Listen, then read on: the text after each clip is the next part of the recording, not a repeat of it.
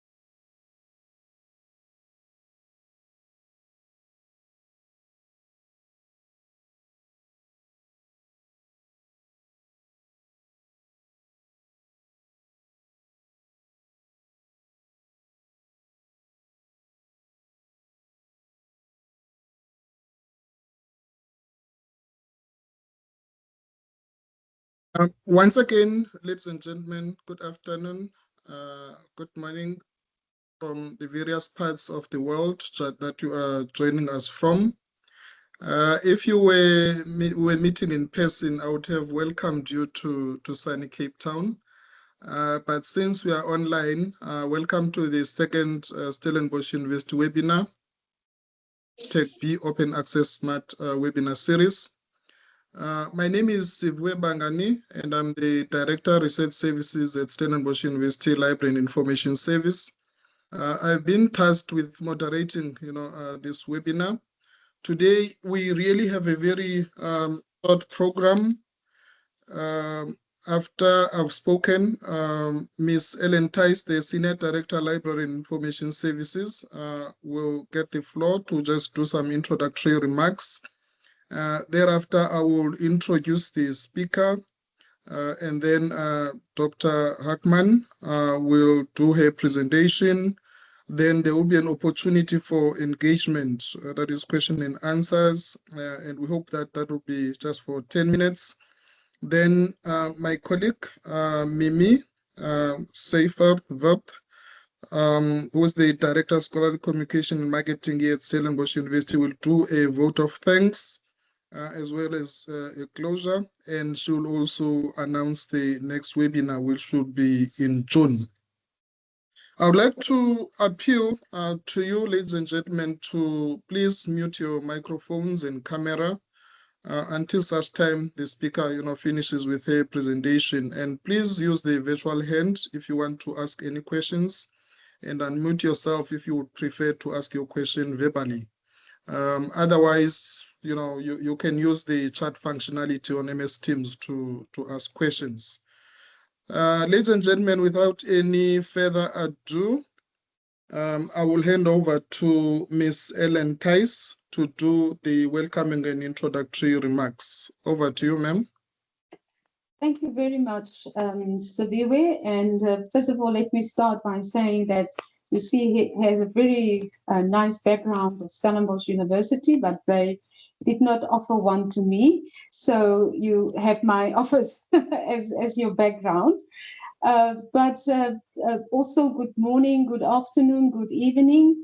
A warm welcome to all of you joining us today from across the globe for our second and the first Stellenbosch University Open Access Seminar in 2025, titled Open to Society, Pursuing Research Impact in a Contemporary Global Context.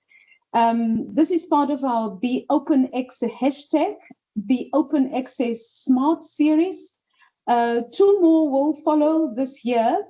And as Zaviwe had said, we will share more on that at the end of the webinar today. Also, from my side, I'd like to extend a special welcome to our guest speaker, Dr. Heide Hackmann, who has graciously agreed to guide today's discussion, and we are very grateful for her participation.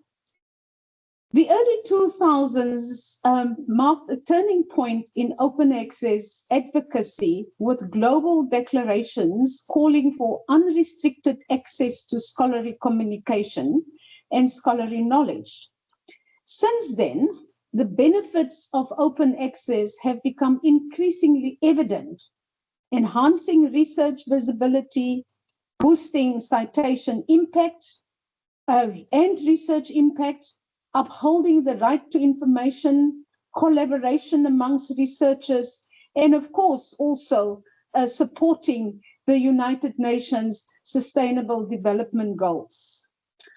For Africa, open access, as I do believe in other developing countries or countries of the global south, open access is particularly vital for us in amplifying the visibility of our research, which is often marginalized knowledge, and fostering also by using OA can therefore foster an inclusive, multi-stakeholder solutions to the continents and other global south continents development challenges. Recognizing this, the African Union's Digital Transformation Agenda 2020 to 2030 prioritizes open access, open science, advocating for African research to be made widely accessible and for the promotion of open educational resources to improve literacy and education quality. While Africa has faced challenges in developing robust open access infrastructure, due to resource constraints and other factors, several impactful initiatives have emerged. These include the Africa Archive, a community-led digital repository for African research, African Journals Online, AJOL, a major platform for scholarly journals, and Open Research Africa, supporting open peer review and publication through the African Academy of Sciences.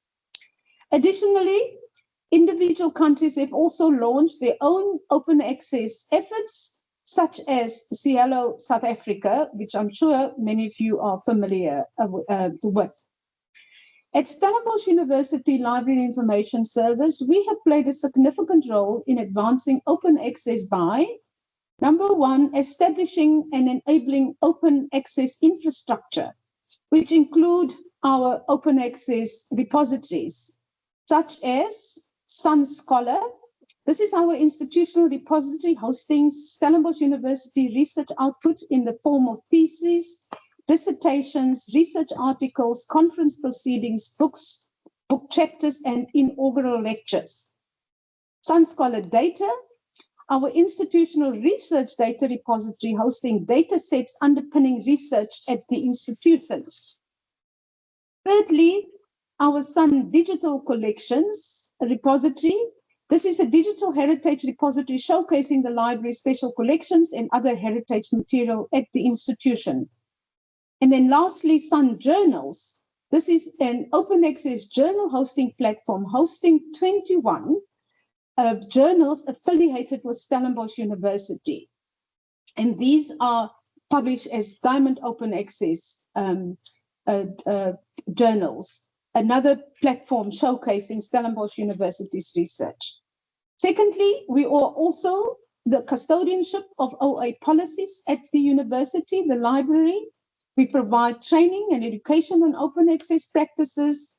We facilitate dialogue on open access issues, supporting OA publishing and advocacy, and we're also taking on national and institutional and international leadership roles in OA forums and organizations.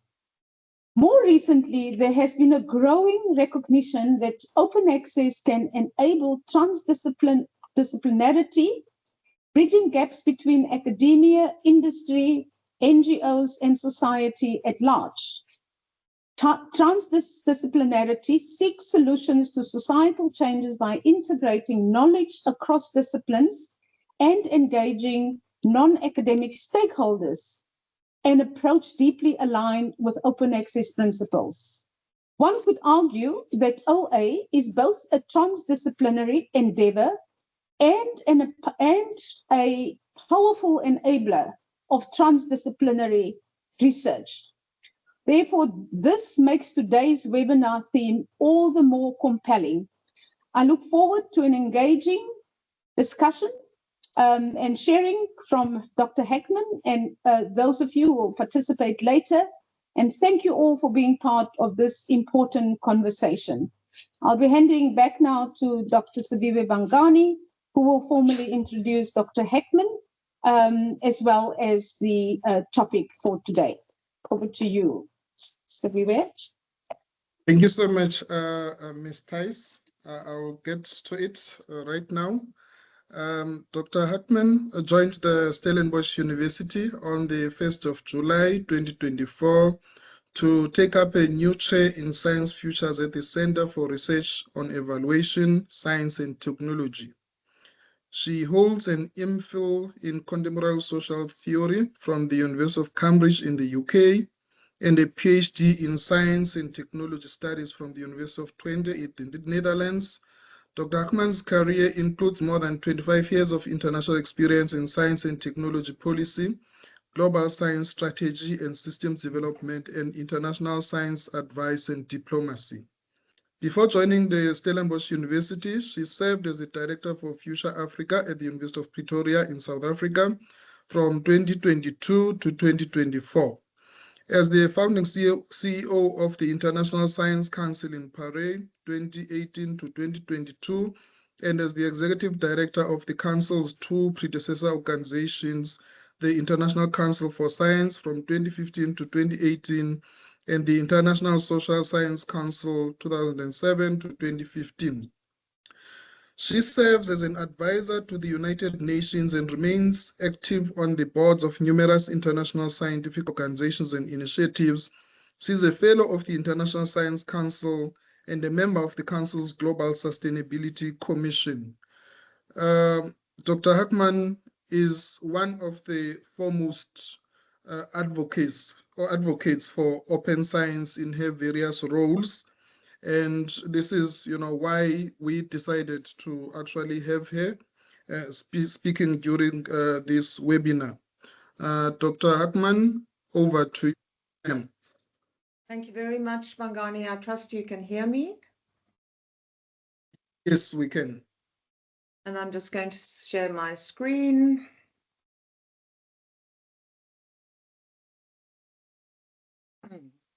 Don't see my presentation. Do you see it, Mr. Bangani? Not yet. Yes, we can see it now. And it's in presentation mode, I hope. Yes, yes. Great. Well, thank you so much for that introduction. Hello, everybody. Wonderful to see so many people online. Thank you also to Ms. Thijs for the words of introduction and for welcoming me and for giving me the opportunity to be part of this interesting open science webinar series. Colleagues, my aim today is to share with you some thoughts on a dimension of open science that I think we sometimes tend to neglect in our discussions about open science, sometimes take for granted, but one that I think is absolutely crucial to serving the fundamental purpose of the current open science movement. And that dimension is this notion of openness to society. And I think the purpose it speaks to is really in trying to amplify and accelerate the impact of our research on the real world changes. So before I start, perhaps I should clarify that, as you will have seen from my background, the introduction that Mr. Bangani just gave, I really speak to this at the moment from a very global perspective. And the second thing to say is that when I speak about science, I really do refer to all sciences, all the disciplines and fields of science. So it is shorthand for what in German, for example, we would refer to as Wissenschaft. Right, so let's just start by sharing with you what, I follow the International Science Council's understanding of open science, and I think this is reflected also in the UNESCO understanding that there are essentially, we're talking about three very closely related dimensions. Open access to the record of science, which Ms. Tees spoke about, really making the evolving stock of scientific knowledge and ideas accessible and free to all. Open data, where we make the evidence of science not only open to scrutiny and challenge, but also accessible and usable by all. Subject obviously to constraints of safety, security, and privacy. And then this notion of open to society, which indeed is facilitated by open access to the record of science, by open data. But openness to society, which is really opening science up to the needs and interests of wider publics, open to engagement with other societal actors beyond the world of science in the pursuit of new knowledge. And I really like the sort of strapline of the African Open Science Platform, which was launched around 2019, which is, about open science being the future of science and science for the future. And I think that speaks to what I think in the current open science movement, because let's acknowledge that open science is not an entirely new thing. But the current open science movement really is driven by this pursuit of research impact through tools and techniques and methods and approaches that advance not only the rigor and reliability of science, but its relevance in addressing the complexities of the contemporary world. And it's that openness to society that I think specifically speaks to the issue of relevance and impact on those complex current global challenges. So we do need to take stock of what those challenges are. And I think at a global level, they are exemplified most powerfully by the UN's Agenda 2030 with its 17 Sustainable Development Goals, which, as you all know, I'm sure, were launched in September 2015 and really launched at a moment of hope as a development agenda for a new world order. In the subsequent years, since 2015, we have seen this SDG framework serve as a very powerful framing narrative for the world of science, for science policymakers, science funders, and scientific communities. But also for policymakers across the world, obviously, in that it is presented not only as a universal agenda, but as an indivisible agenda, so a connected, interactive agenda. And with its strong emphasis on partnerships, Goal 17, it's also served as a basis for exploring and facilitating new collaborations, whether it's across countries, sectors of society, sectors of science, and knowledge communities, based on this notion of a common purpose and shared value of leaving no one behind. So I just want to very briefly talk a little bit more about this framework. And the first point to make is to say that the SDGs clearly now, you can't, separate it from all the other global frameworks and global goal agreements that populate what we refer to as the post-2015 development agenda within the multilateral system. So these include the Paris Climate Agreement, and all the other agreements that you see listed here. They really are an interactive agenda, and the SDGs give us a very neat entry point into that broader post-2015 development agenda. Now, it's important, I think, for us to just recognize that this framework, the SDG framework and everything that comes with it has had powerful implications for science and seen powerful responses from the science community. I don't want to go into this in detail. You can, I hope the slides are useful to you, but first of all to say that within the UN system itself, we've seen that with the Agenda 2030, science has really received a strengthened mandate and strengthened visibility within that architecture. There are all sorts of new advisory mechanisms, groupings like the technology facilitation mechanism that bring international groups of international scientists together to advise the UN, to engage with UN policymakers, to engage with industry and civil society. There's a regular annual STI forum for the SDGs, and this forum, the outcomes of this forum are regularly or annually fed into what is called the high-level political forum on SDGs. So a fairly powerful role. There's also a regular publication called the Global Sustainable Development Report, which I'm sure many of you have seen and know about, which is prepared by an independent group of scientists that is appointed for each report's edition by the UN. And we've seen, for example, a new science advisory board established by the UN Secretary General.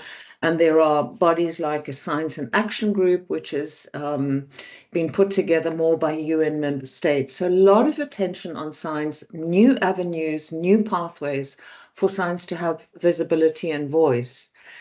At the same time, we've seen across the world multiple, from the national to the global level, multiple new initiatives since the launch of the SDGs. So if I take, and a lot of these are international initiatives that have regional or national chapters or hubs, if you like. So here are a few examples. There's a UNESCO Bridges initiative, which is a global environmental humanities initiative. It has an office in Africa. Future Earth, the Global Sustainability Science Network, now has an Africa hub. The Sustainable Development Solutions Network has national hubs, including one in South Africa.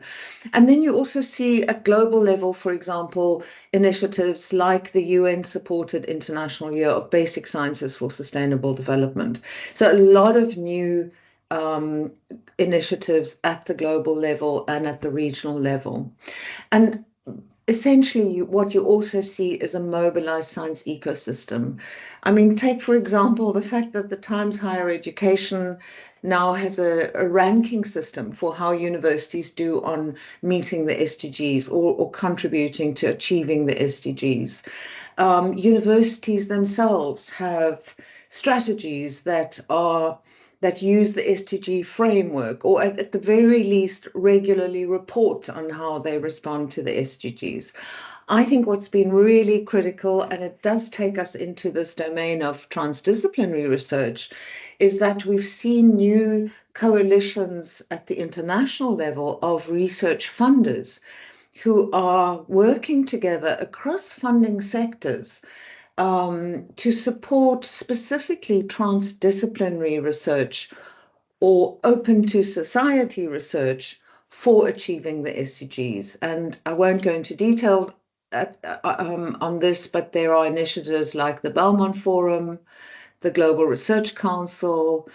In Africa, a subgroup of that Global Research Council is called the African Science Granting Councils Initiative, and even the International Science Council, who is convening funders from around the world, from philanthropists to national funding agencies, to fund and promote what they call research sustainability missions. So a lot of attention and a lot of attention on funding transdisciplinarity. This is important. So where does this and how does this turn towards transdisciplinarity as a mechanism, as an approach to securing openness to society? Let's just look very, very briefly at the history of that. I like this slide. Over the years, I've looked at and made a note for myself in my own work at the global level as a science policymaker, how our narratives about impact have shifted. And I think this shift has really, also been stimulated by the adoption of the SDGs and this global framework that we can all rally around. So in the good old days, when I was executive director of the International Social Science Council and ICSU, the Council for Science, we used to talk about science for society. Now we talk about science with society. We talked relevance, and obviously still do, but relevance now just translates into impact. That's what we talk about. In terms of understanding impact, our understanding has changed from thinking about linear pathways to knowledge uptake. So from research to the policy output, the policy brief, to understanding that this is a much more iterative process, a much more complex process. We've focused a lot in the past about making the case for either basic or applied knowledge. I think in today's world, we just talk about actionable knowledge and recognize that that can be basic, can be curiosity driven, it can be applied. Science was promoted in the good old days very much as the solution. I think today, given this interactive, iterative nature of the interfaces we're talking about, we recognize that science is part of the solution. That has led us to a focus from science policy interfaces more to science policy practice interfaces, where we recognize the need that recognizes a very important point that public policy doesn't happen in a vacuum, that we need to look for influence not only on policy, but also on public action. And that has come with a shift from this mono and multidisciplinarity to inter and transdisciplinarity, a shift from talking about the democratization of science to now talking about open science. And I think transdisciplinarity is our kind of main method or approach that we focus on when we want to really realize openness to society. It has a long history. It goes back to science studies, philosophy, and systems thinking in the 1970s and 80s, but transdisciplinarity, or TD, as we loosely refer to it, essentially comes into its own with the emergence of the global environmental change, global change research movement, also in public health, but essentially in global environmental change, and then more recently in what we now, the sort of umbrella field of sustainability science. And that really, because of the power of that SDG framework, one could almost argue that it now refers to all science. So it goes under many different labels. Its history, we can see traces of TD in participatory research, the famous Mode 2 research of the 90s, triple helix, etc., etc. And we see new terms all the time of community science, research missions. The latest one I've come across is a form of science activism.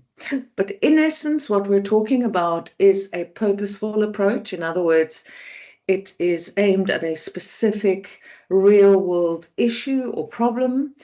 It involves the co-design and co-creation of actionable knowledge, knowledge that can be used in practice. Co-design and co-creation, essentially to say this covers the full process of all the elements of the research process, from research problematizing or problem definition to research design to delivery.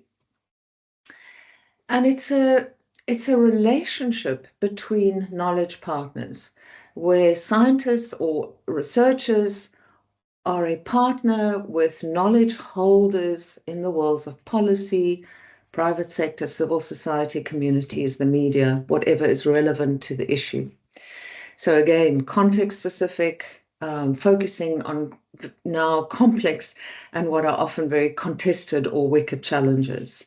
I don't want to give you a lecture on TD, but just to say that the recent ELGAR handbook of TD is really a useful resource.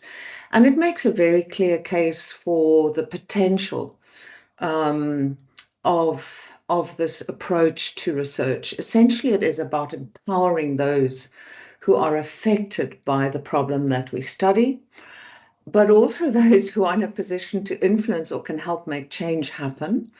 It empowers them essentially by recognizing the validity of the knowledge they hold. So bringing them in not as passive witnesses or data providers, but as active knowledge partners. It is reflexive. It looks at the value-based dynamics of the complexity of the problems we are looking at, and it increases ownership of the solutions that might arise out of research.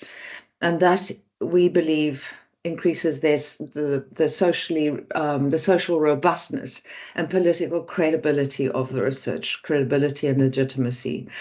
And of course, there are lots of impediments as well, from who do you actually bring, who are the stakeholders, who are the knowledge partners that we are able to convene. Very often those that we need do not see the relevance of why they should be engaged.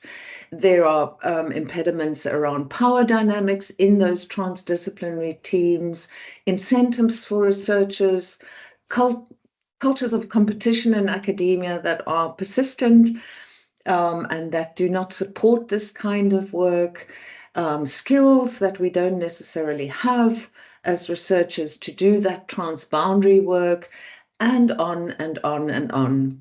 The way in which we fund transdisciplinarity is often too short-term, doesn't recognize that this is research that might take longer, etc. So lots of impediments, but still a lot of institutional initiatives now to really foster and promote transdisciplinarity, openness to society in the way we do research.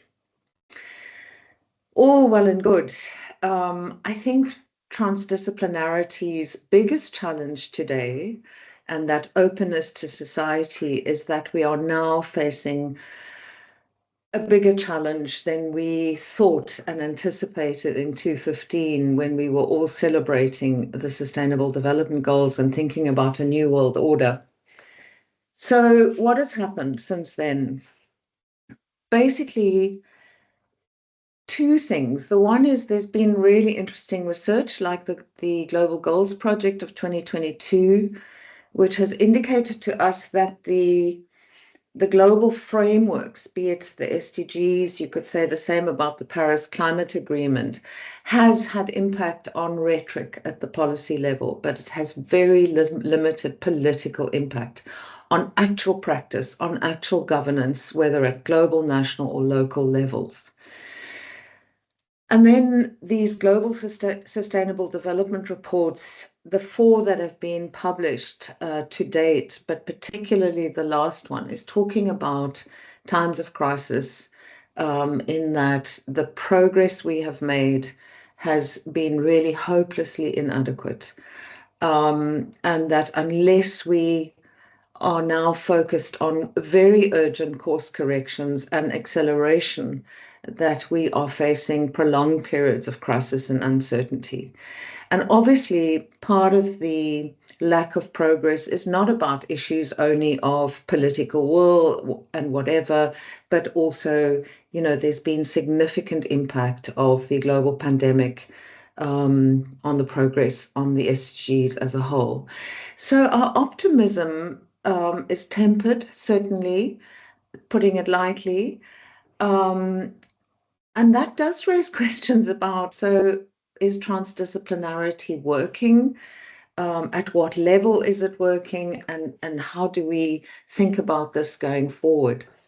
Now, some of the course corrections that are being called for, and being called for directly, are in response to a world that is not just about inadequate progress on the SDGs, but is also about all sorts of new systemic crises and cascading risks. So now we are talking about a world of polycrisis.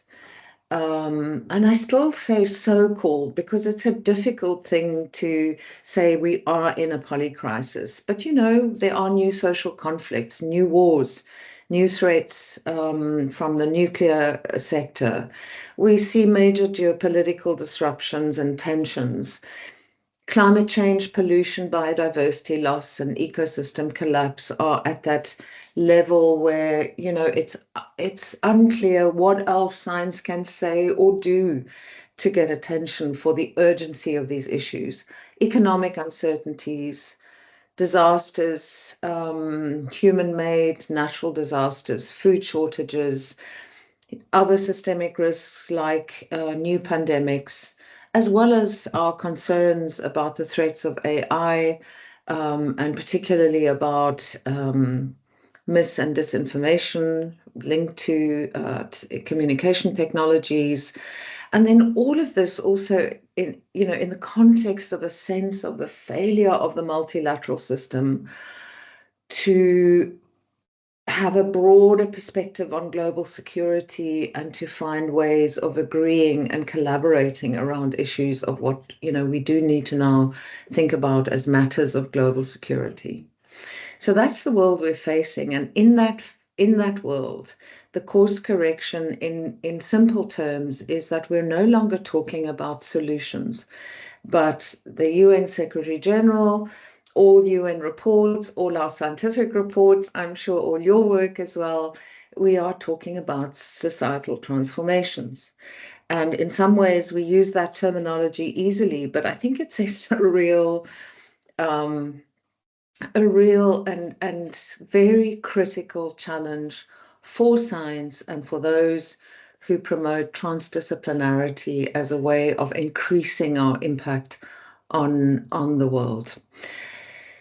So just to keep in mind, the shift from solutions to urgent transformations, we're talking here about profound systems change to secure safe, sustainable, and equitable futures for all. And not all solutions, as I'm sure you will know, are necessarily they don't all necessarily support systems change. I think the difficult question for us is what is the role of research in informing and supporting systems change? And here I want to refer to work that I did and that is still happening at Future Africa, the Pan-African Research Platform, which is hosted by the University of Pretoria, where we started thinking about what is transformative research, and is it more than transdisciplinary research? And also, what is its role in society today? And we think of it as research that plants the seeds from which real world change might grow. So a question is, what is transformative research, or what might it be? This is just work that is ongoing and where one is experimenting with. So transformative research, I'm sure you can see my little dog behind me. Transformative research, I think of as research that combines a number of what one might think of as science policy emphases, which we've tended to deal with to date as sort of separate policy initiatives and domains of expertise. So in the first place, transformative research is research that integrates knowledge across the disciplines. So it has to be interdisciplinary. And which disciplines are integrated depend on the problem that one is looking at. It has to be transdisciplinary. It has to be societally engaged. And again, the actors, the knowledge partners we need to engage with will depend on the problem at hand. It has to be systems oriented because we are dealing with not only the complexity of the issues that have synergistic co-benefits and trade-offs. So we have to look at this systemically and synergistically, but also because the change we are seeking has to happen at a systems level. And then I think, and here other elements of open science clearly come in, we need to ensure that our research is digitally enabled, that we are working at the forefront of the tools of the digital revolution, not only to fuel scientific discovery, but to help make it accessible. And then finally, futures literacy is about realizing that as we bring communities and diverse knowledge partnerships together, we all have different visions and assumptions about the future, and transformation is about the future. And we very, very rarely start by exposing what those assumptions are and making sure that in a transdisciplinary, engaged context, we are all on the same page as to what future we're working towards. Now, clearly, this kind of research, which I think is an integrated understanding of impact, needs to be enabled by the science system, and it needs to be enabled by skills building on transboundary skills. How do you facilitate this? Strong communication skills, the necessary data infrastructure, and then, of course, the necessary assessment of research in our systems, and linked to that relevant resourcing and incentives. So that's sort of the understanding of transformative research, with transdisciplinarity or societally engaged research as a key element of it, but not the only element. So finally, I want to say, given what's happening in the world right now, what are our prospects for open science? I think I just did a short exercise yesterday, 25th of March, of looking at science in the news, Googling, and these are the headlines here that you see in red. And yes, they're all about the US and the implications of that. But I think that in addition to what we already know are threats to science of, mis and disinformation, perhaps concerns about growing concerns about trust in science, other threats to science, accusations of elitism, etc. Today, right now, we are, there are just major new red flags around research security, shifts in ideological agendas that we do see in the US, and political interference with researchers in South Africa and Australia and elsewhere in the world receiving surveys about who they're working with. We are seeing funding cuts, not only from the US, but also because countries in Europe are wanting to invest more in defense. The first thing that's always cut is funding for research, and particularly funding for international collaboration. We are seeing really distressing signals of new research constraints, where specific areas of research are under suppression, whether it's in the way in which they're framed or just taken off agendas. And we're seeing, policy reversals like the dismantling of DEI initiatives. These, I think, are serious threats to open science, and particularly to open access and open data.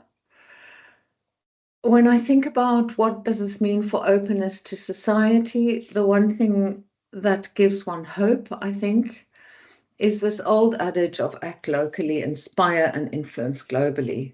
And this is what I think we need to focus on also as individual universities, is think about our own backyard and the impact we can have in our own communities. We know that the SDGs, need to be localized within context. Transdisciplinarity certainly has to focus on local problems that have global implications, clearly, and convene local knowledge partners.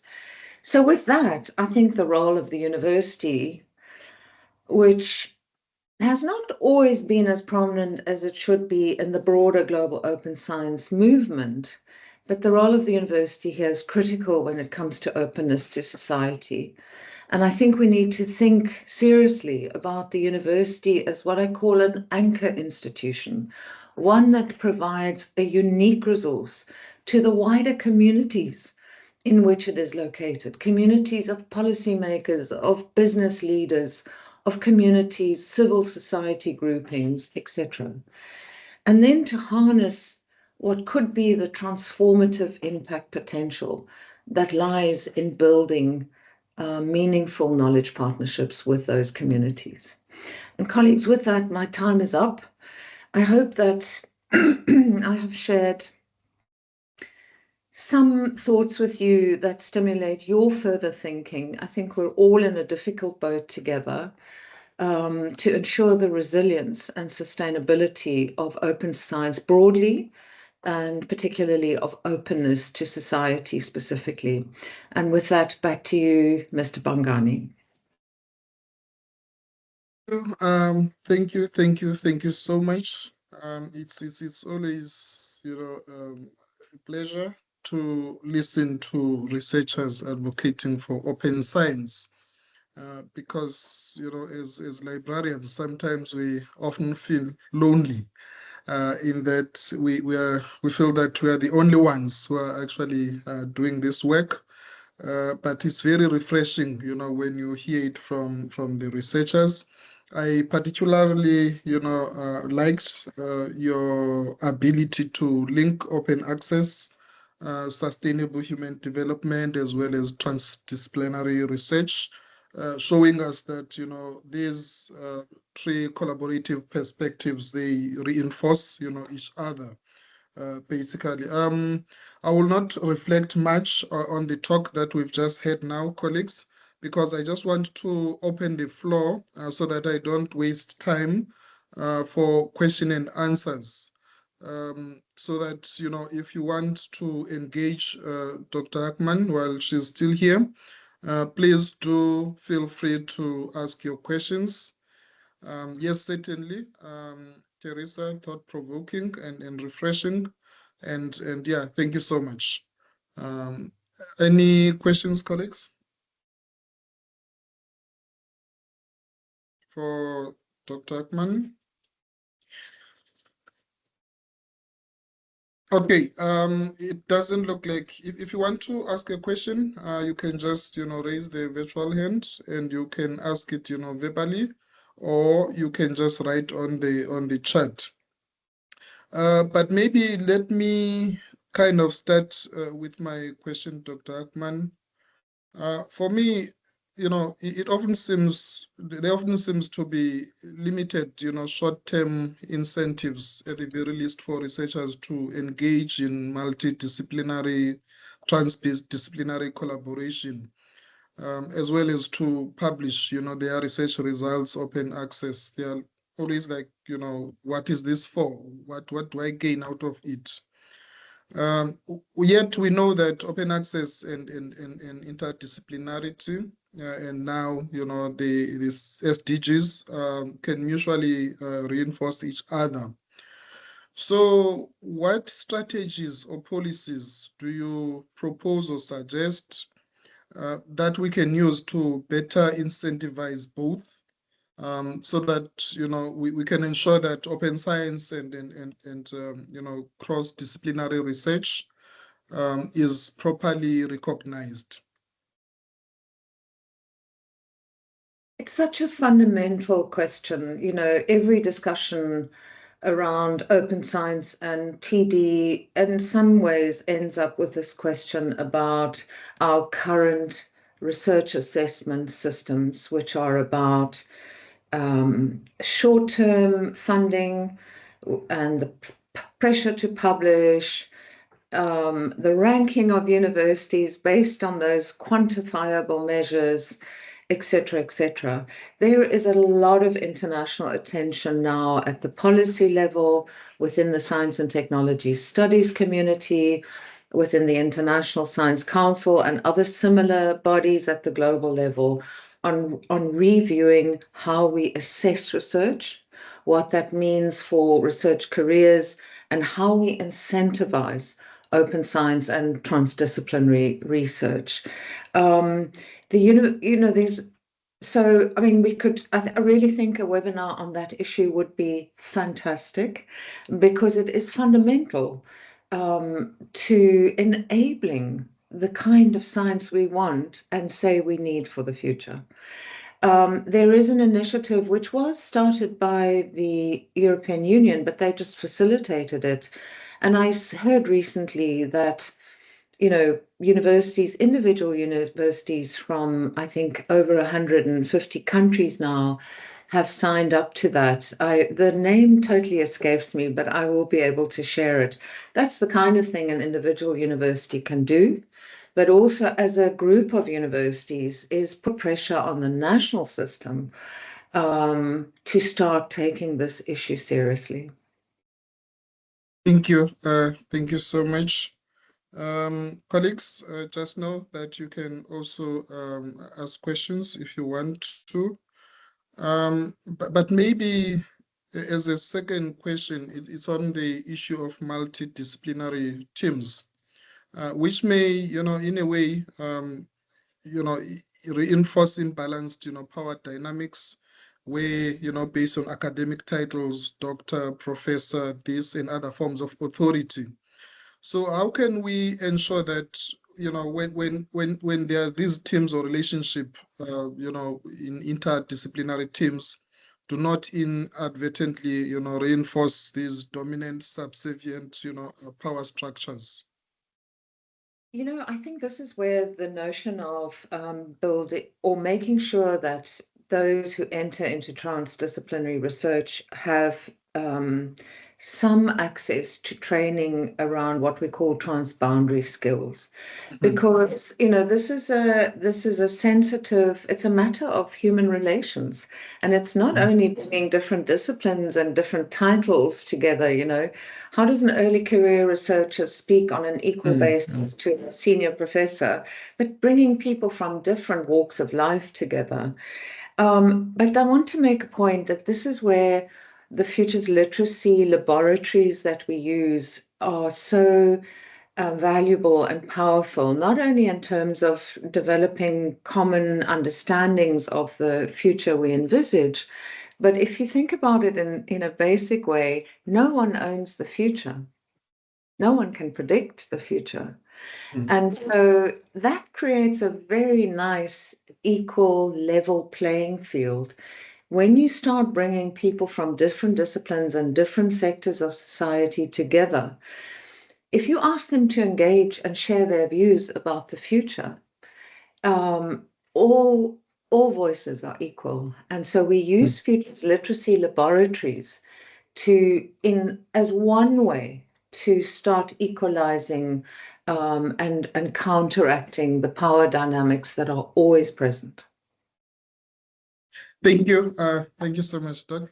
There is another question online, which is from Mr. Peter Duplessis. He is asking if you think that Trump's withdrawal of research funds to South Africa will increase the importance of open access publishing in order to attract alternative funding. Oh, that's a yes. It's Political one. No, it's such a big one. I mean, I think Yeah.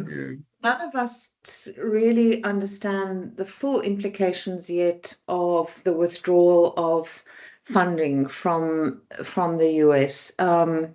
What we do know in Africa is that we are, in any case, hugely over-reliant on external funding sources outside of the continent. And this, of course, will make, and the limited domestic investment in research in science. So this just amplifies that problem. And I think as South Africans, as Africans, and you know, countries in other parts of the world that will be equally affected, or could be at some point, you never know, in this crazy world. We need to band together and look towards each other and at new ways of opening science within our communities. And so, yes, I think open science, open access, open data is key, is one way of counteracting the implications that we don't quite yet understand. Sharing of resources. You know, it's about sharing of resources, and it's about counteracting the competitive cultures that we often find ourselves in universities, in academia. Yes, thank you so much. Maybe this is not necessarily a question, but somebody said, that's Ms. Teresa Mufana. Something that caught my attention is the futures thinking, futures literacy, interesting to engage more and also to see the link with open science. Thank you, eye-opening and thought-provoking indeed. I'm not sure if you'd want to comment on that, or shall we? Let me just say that for those of you online who are at the University of Stellenbosch, I do want to, as part of my work at the Centre for Research on Evaluation, Science and Technology, start looking at doing some futures literacy labs. Also to just introduce the methodology to colleagues. And maybe this is something also we can do together with you, Mr. Bongani, and the library colleagues. Thank you very much. Thank you so much. I'm sure we would consider that. My senior director is here. She heard what you are saying. But we are always up for collaborations and partnerships. So now, colleagues, it's time for a vote of thanks as well as the closure. Miss Mimi, are you there, ma'am? Go ahead. I am Siviwe. Thank you very Okay. much. Good afternoon, colleagues. My camera is not seeming to work at the moment, but you're not missing anything as long as you can hear me. So let me just start with a heartfelt thanks to Dr. Hackmann. We really appreciate you talking to us today. Really informative, talking to us about openness to society. Also, not only talking about openness of knowledge in society, but also highlighting pathways to it. And then I found your slide on the shifting of narratives of impact particularly interesting. And then you also unpacked for us transdisciplinarity and the challenges along with it, and also made us think about what transformative research is. And I think the librarians among us are already thinking about the library as an enabler for transformative research. Then secondly, I would also like to thank our audience from far and wide. I saw when we started, there were just over 100 people online. So thank you very much for your engagement. And then I heard that this morning there was, of course, also a reference from Dr. Hackmann to COVID and the pandemic. And apparently today is the 5th anniversary of the lockdown in South Africa. One can hardly believe that it's been so long. Then lastly, also just to thank our colleagues, obviously our Senior Director, Ms. Ellen Tice, for, of course, making this happen or allowing this to happen.